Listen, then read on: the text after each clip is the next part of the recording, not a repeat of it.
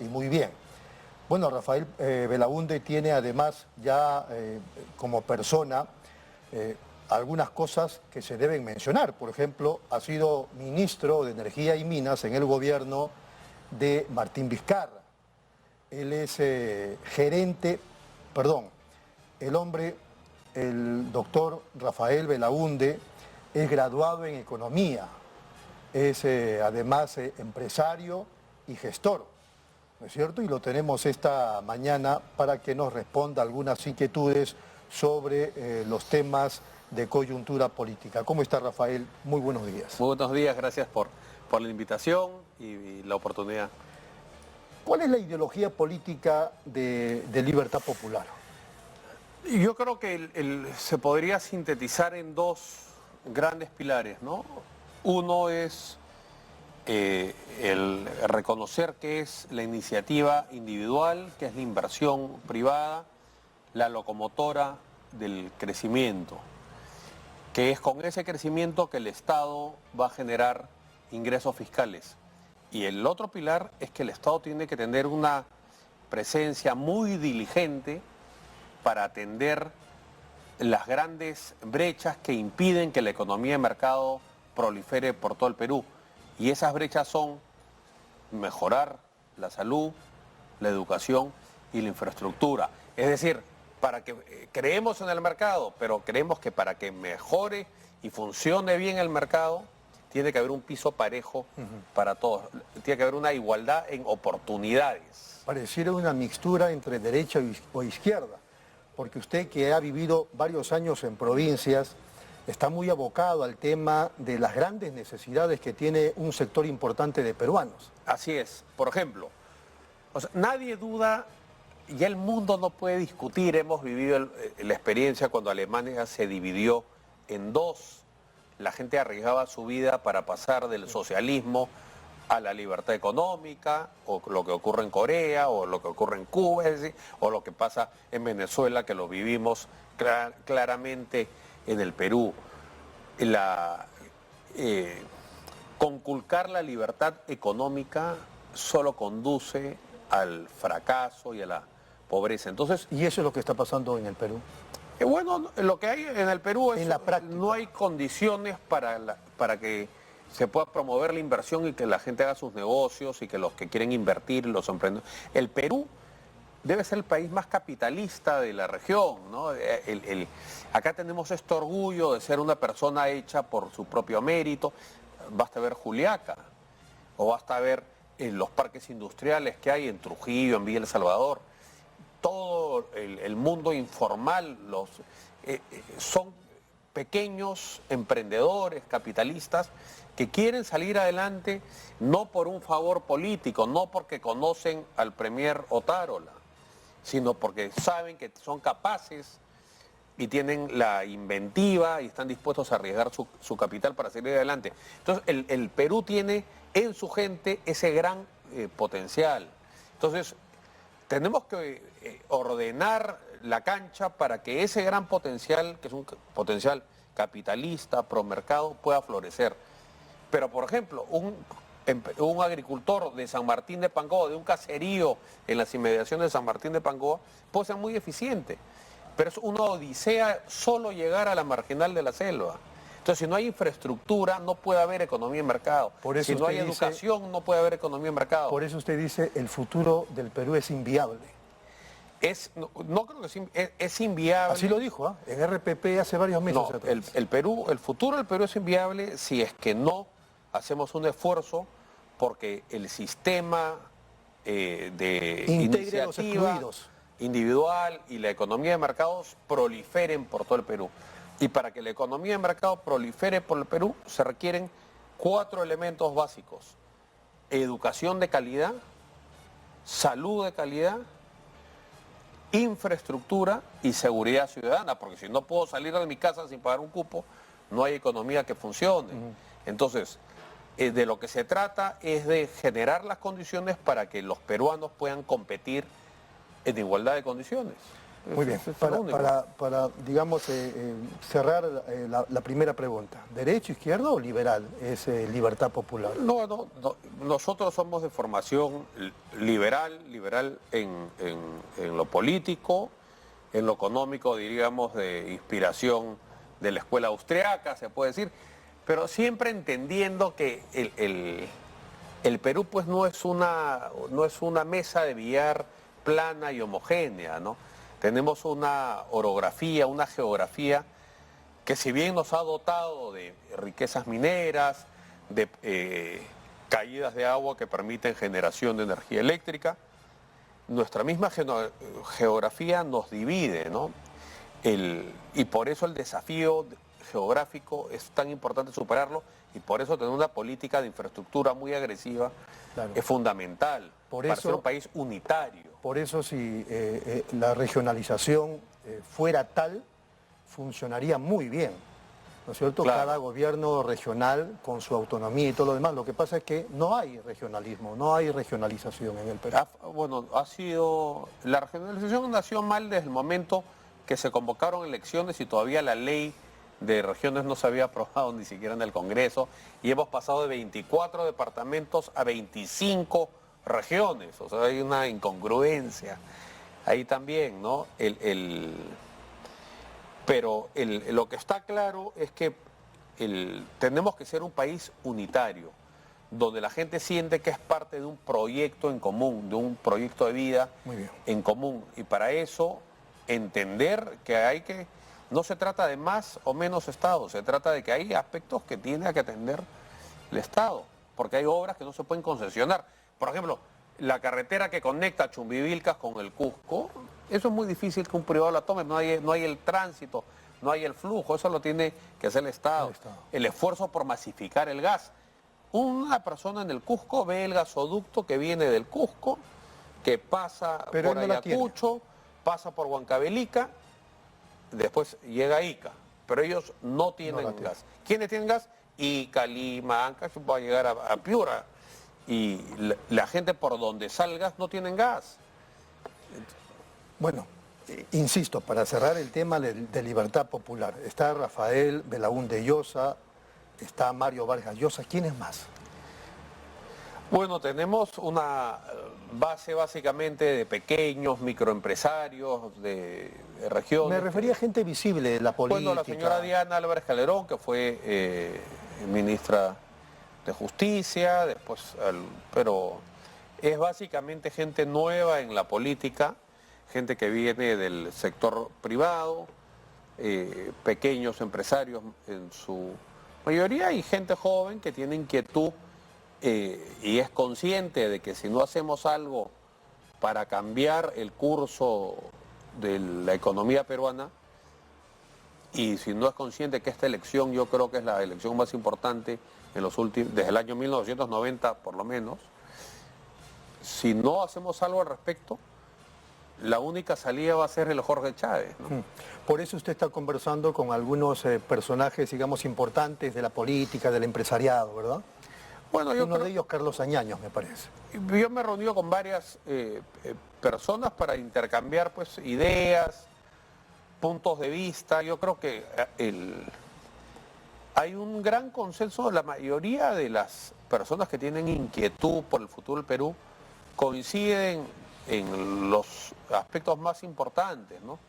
En que es fundamental promover la inversión privada, que para eso es fundamental un ambiente de calma y tranquilidad, un sistema judicial que sea predecible, ¿no? Y que hay la necesidad de que el Estado esté presente en zonas donde no está presente ahora, que hay una fractura con el sur que hay que resolver. Entonces tenemos muchos puntos en común, ¿no? Alguien que lo aprecia mucho decía muy bien Rafael Belaúnde Llosa con su discurso, ¿no es cierto?, en defensa sobre todo de los desposeídos, etcétera, pero no estaba de acuerdo con convocar a Carlos Álvarez porque decía no se puede farandulear a la política. No, yo no es que he convocado a Carlos Álvarez. Hemos tenido una conversación para intercambiar pareceres, pero yo creo que hay mucha gente de buena voluntad y yo creo que no hay que poner vetos prejuiciosos tampoco, ¿no? Hay gente que quiere sumar, gente que quiere ver un Perú que crece, gente que quiere legarle a sus hijos un Perú mejor al que han recibido. Y creo que es importante hacer un esfuerzo y llegar a un acuerdo básicamente programático, ¿no? En el fondo son las ideologías o lo que creemos como ideologías lo que nos divide, pero si uno va a los puntos concretos van a haber muchas coincidencias, ¿no? Entonces lo importante es que tenemos que ser plenamente conscientes que si no se hace algo serio, si no se hace una reforma profunda en cómo funciona el Estado peruano hasta el día de hoy, esto no va, lejos de mejorar, va a seguir decayendo, ¿no? Uno de los motivos, de los problemas del Perú, dicen, es la informalidad, que es grandísima. Y entonces está pues la informalidad de comerciantes, los mineros informales, lo del BRAN, que usted también en algún momento ha citado. ¿Qué hacemos con la informalidad? ¿Los combatimos o los integramos a la formalidad? A ver, la informalidad es la consecuencia de un sistema legal que es prohibitivo para millones de personas. Los costos de ser formal son muy elevados.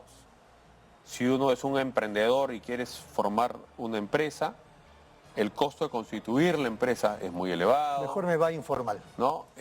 Claro, entonces, si es mejor negocio ser informal, no hay incentivo para ser formal. Entonces hay que entender que esto es la consecuencia de un sistema económico excluyente. Y lo mismo pasa con la minería. La verdad de las cosas es que la minería está pensada para la mediana y gran minería. Un minero artesanal sencillamente no puede formalizarse porque cumplir con los requisitos que exige la ley son infranqueables. Brevemente entonces, porque tenemos que ir a la pausa, ¿qué hacemos con la informalidad, así concretamente? Yo creo que hay que bajar el umbral, esa barrera que los tiene en los extramuros de la formalidad, la tenemos que bajar, porque al incorporarlos a la formalidad, primero, para incorporarlos a la formalidad tiene que ser económicamente rentable para ellos. Esa es la clave del asunto. Porque al final de cuentas no podemos tener un país cuya carga fiscal recae solamente en el 20% de la economía.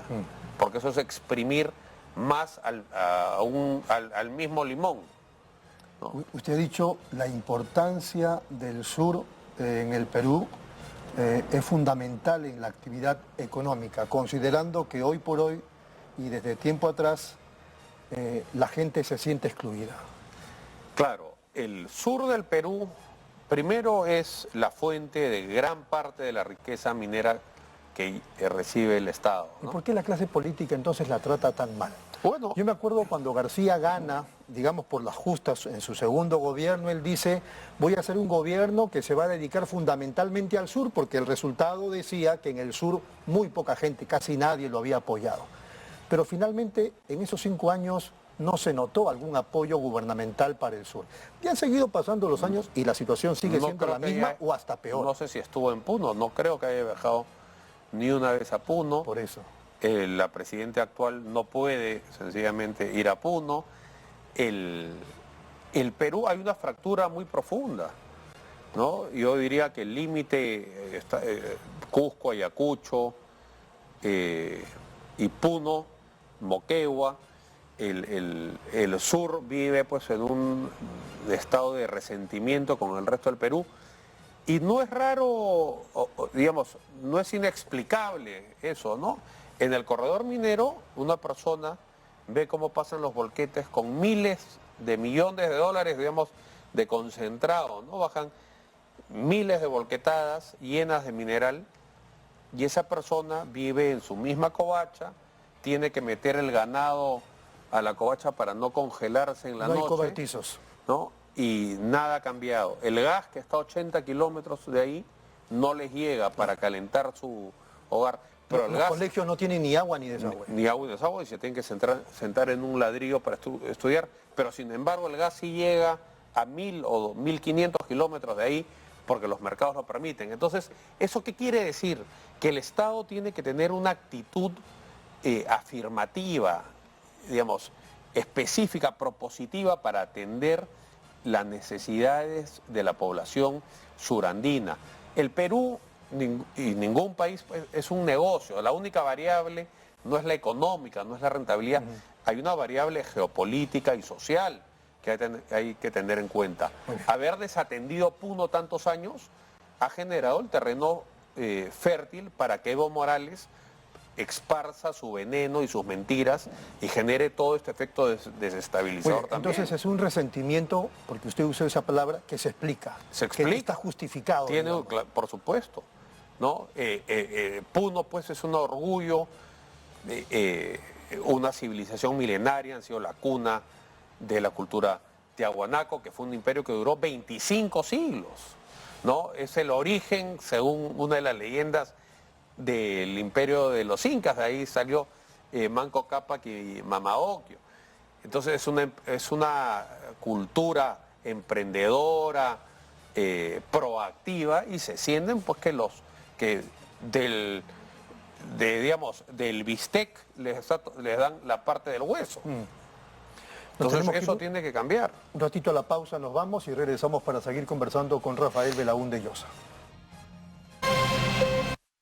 Muy bien, seguimos aquí en Nativa Nos Conecta, esto es Pulso Informativo, estamos conversando con Rafael Belaúnde Llosa, presidente del Partido Libertad Popular.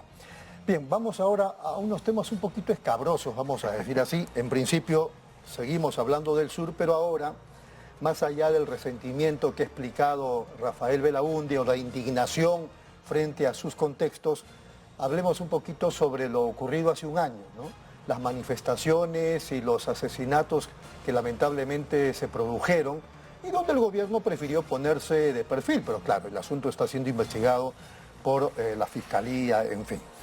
¿Qué impresión tiene de ese contexto? ¿Quiénes fueron los buenos, los malos? ¿Qué responsabilidades desde su punto de vista le alcanza al gobierno, etcétera? A ver, el origen de esto fue el golpe de Estado de Pedro Castillo, ¿no? Pedro Castillo dio un golpe de Estado que felizmente no prosperó, las Fuerzas Armadas no lo secundaron, y como era lógico, como era inevitable, alguien que transgrede la Constitución de esa manera, cayó perfectamente en la causal de vacancia y fue vacado por el Congreso con absoluta y justificada razón. Esto generó una reacción de una parte de la población.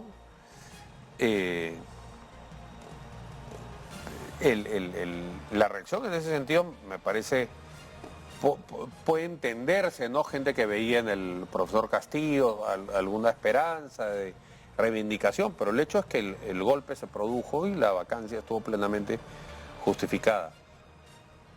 Esto se ha saldado con más de 70 muertos, ¿no? Entonces yo creo que lo que corresponde es investigar con mucha celeridad. Ahora, el Ministerio Público está investigando, sí, pero yo creo que hubiese hecho muy bien el gobierno en nombrar una comisión, como por ejemplo cuando hubo la matanza de Uchurajá y Belaúnde, conformó una comisión, porque es importante que la gente tenga una respuesta de lo que ha pasado. Habrán seguramente algunos casos donde los soldados han actuado en legítima defensa, habrán otros casos en que no, y eso hay que tenerlo claro, porque también hay que entender la autoridad, el ministro o el general manda a un soldado que debe tener 18 años, que seguramente el fusil, el FAL es más alto que él. Los 70 muertos. No, y lo mandan y después no tiene una cachiporra, no tiene gas lacrimógeno. Entonces, si se siente amenazado, ¿con qué se defiende? Claro, con el FAL. Entonces, pero digo, es 70 muertos no en un día, sino en varias semanas o meses. Lo que voy es, lo que sería lamentable, y este era mi punto, es que esto se resuelva echándole la culpa pues al soldado raso, ¿no? Aquí hay otras responsabilidades. Que la pita se rompa por al soldado que lo mandan sin elementos de poder establecer el orden o defenderse con medios no letales. Ahora, el entonces Premier Otárola dijo, aquí en estos temas que estamos comentando, no hay responsables. ¿Usted cree eso?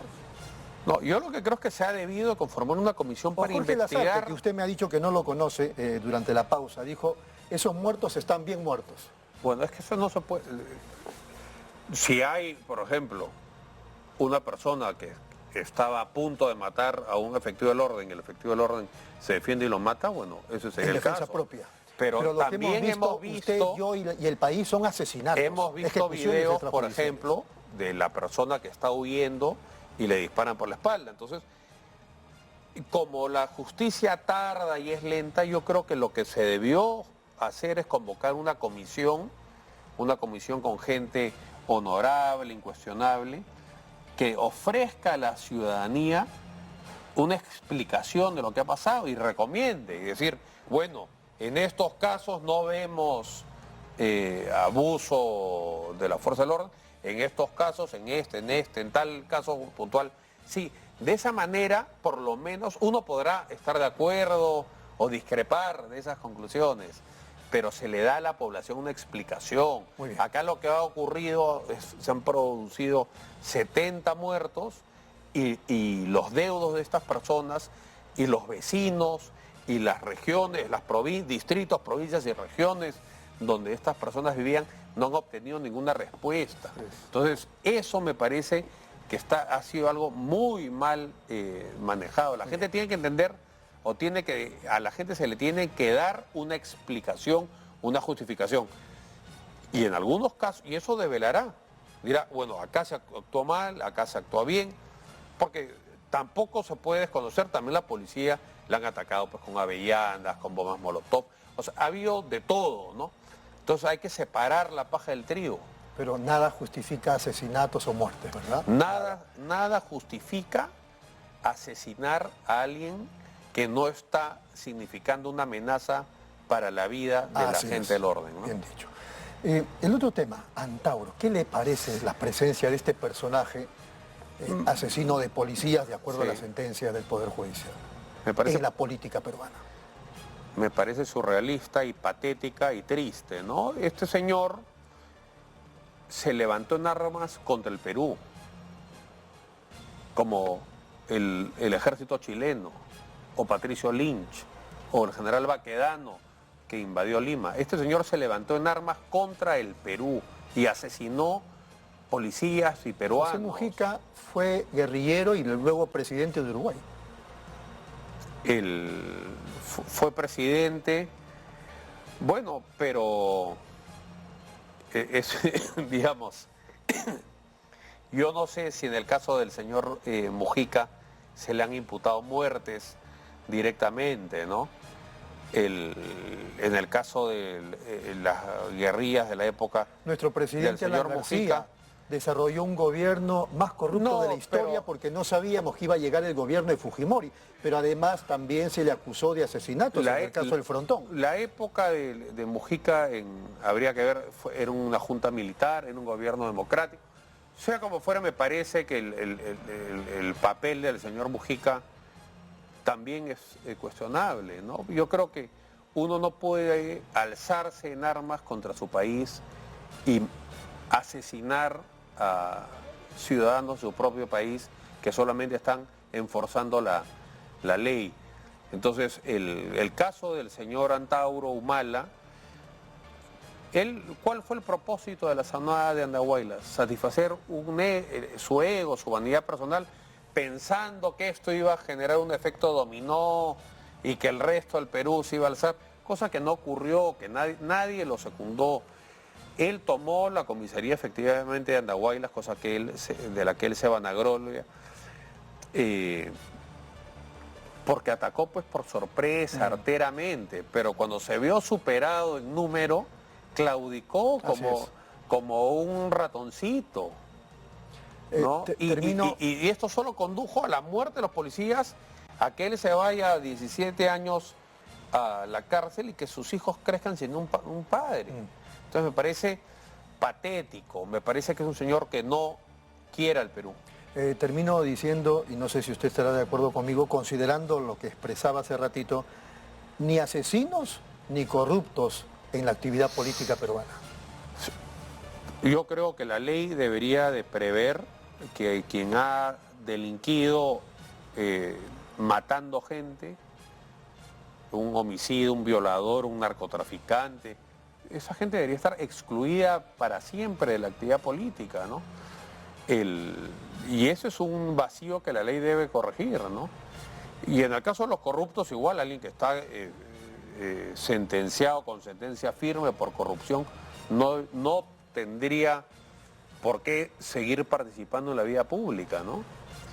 Porque la gente, pues, esto indigna a las personas, ¿no? Entonces ver cómo el que roba, el ladrón, el coimero, el choro, regresa a los puestos públicos, ¿no? Y toda esa podredumbre termina abonando para que gente en estado de desesperación busque salidas como la de Antauro, ¿no? Así es. Rafael, ha sido muy amable. No, muchas gracias. La mejor de las impresiones, ¿no? Hacia usted, Gracias. muy amable. Ha sido el presidente de Libertad Popular, Rafael Belaúnde Llosa.